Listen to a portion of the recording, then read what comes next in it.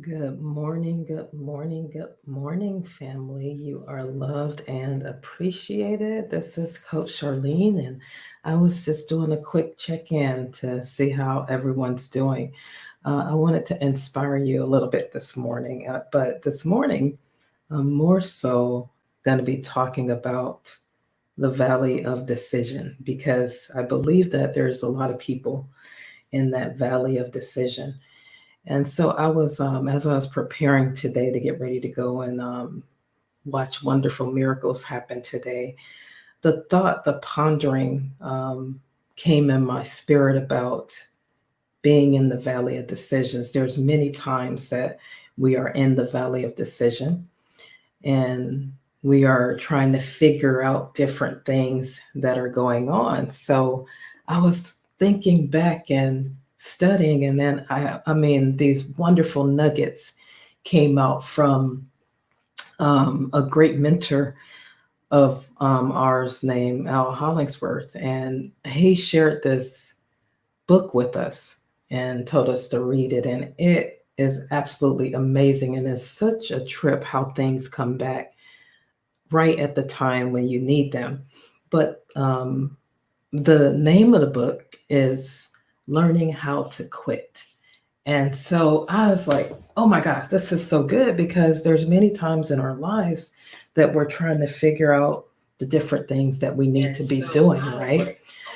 And and our decisions are so critical and they impact our life. So listen to this. This is about learning how to quit because we're always taught, no, you got to hang in there, don't give up, don't quit, and yeah, that's true according to some things that you're doing. Like if it's something that has to do with my purpose, then I'll hang in there. I can fight, I can ride it out.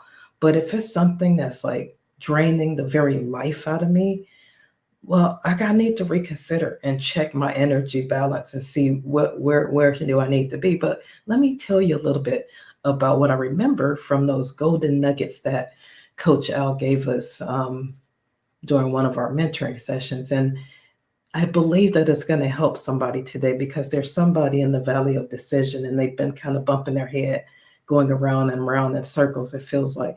But check this out. There's three different things that this book talks about. The name of the book, just in case I think it'll be a game changer if you get it, is Learning How to Quit. And so there's three different things. There's cliff, there's cul-de-sacs, and then there's let's see, cliff, cul-de-sacs, and then there's dips. And so the cliffs are, can you imagine yourself climbing up a cliff? Climbing up a cliff. Now, if you're not careful, you'll keep climbing that cliff and then you'll fall over the edge. Kind of like I'm going to give you an example of what a cliff would be. That would be you in an area where there's no light at the end of the tunnel. A lot of people do this in relationships. And other things like that that you really are not even supposed to be doing is wasting your energy, is clouding your thoughts, is clouding your mind. But here you go, you keep doing it and doing it anyway. It's almost kind of like, let me just do a simple thing. It's like a person that knows better about putting drugs in their bodies or smoking or drinking or, whatever, something like that. And you know that it's hurting your health and you continue to do it anyway, that's a cliff. Because if you keep going, you're going to go over the cliff and you're either going to damage your body. Some people even die because they can't stop doing the habits that they have. So that's a cliff. It's like you doing something and you have absolutely no fulfillment in it. There's no light at the end of the tunnel, but you keep doing it anyway. I hope you guys are with me. That's a cliff. And what do? We quit. We quit the cliffs. We quit the cliffs because they're sucking the very life out of us. They're taking away our energy. They're doing all of that. All right. So the next one is a cul-de-sac. And a cul-de-sac is like in your neighborhood. If you live in a neighborhood that has that little circular cul-de-sac, it's like you going around in circles. You're just going around and around and around. There's no growth. You just keep doing the same thing. It's like you have motion, but you have no range. You just like circle, and there's no growth, you're not fulfilled, you're just kind of stuck. You're stuck. And that is not a good place to be, because that's where a lot of us tend to camp out in, because it's more comfortable to stay where you are. It's more comfortable to continue doing what you're doing, even though it's non-productive. Now you have this insight like, man, I know that there's more to life than this, but you keep doing what you're doing. See, that's a cul-de-sac. You're just going around. It's like a dog chasing its tail, in a sense. There are several points in our life that we were in that place of being stuck, and we did not feel like we were growing. We did not feel like we were able to do what it is that we believe that God was telling us to do. I'm trying to just paint the picture. That's a cul-de-sac. You're just going around. And then the last one is the dips. And the dips in life, everybody has dips in life. A dip in life is like you're getting sick in your body. You're losing a loved one. Something happening to you that just hits you from the blind side. Those are dips. And dips, if you're caught to something, you have to hang in there. Let me see if you can understand that a little deeper. If, say, you were trying to do something in your business or whatever God has called you to do, and then you hit a pothole. It was not that your purpose wasn't there, but you hit something that kind of knocked you off, and you lost your equilibrium. You lost your balance. It took the wind out of you. It could be a death. Like, I lost my sister in 2020, and she was only 44 years old. That was a dip. That was like one of those things that just hits you.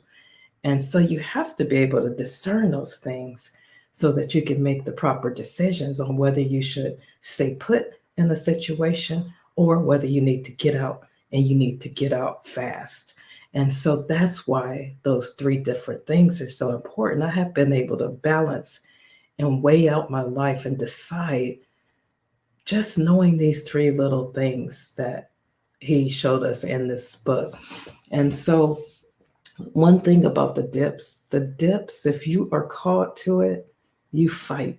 You fight. Just like if you have had a defining moment in your marriage, but maybe you're having some turbulence, you're having some challenges, but you know that God called you to your mate, then you fight. You fight for that. When you're in a dip, you fight for that. If something happens in your body, you fight for that. You keep on moving. You keep pressing on when you know that you're called to these particular things. You guys see what I'm saying? So the one thing that dips does, they are amazing because they breed scarcity. Anyway, those people that are not called to you, they get them away from you. You begin to start shedding things that you really need to shed, and you just weren't able to, because in the tough times, a lot of times, that's where people will start leaving. People will start doing probably something different, because they were not necessarily called to you. So what else? Guess what else the dips do? They cause you to be a diamond. They cause rarity in you. You become this unique, beautiful person, because there's a lot of growth that happens when you hang in there, when there's a dip. When you're on a dip, even though it feels horrible, it feels uncomfortable, you can still fight the good fight, because you win in the end, because you made the decision to stay to something that you were called to, especially when we're talking about your purpose, your business, or something that God gave you to do. You continue to keep doing that. You continue to keep fighting through that. You continue to keep persisting until you see the end of your faith.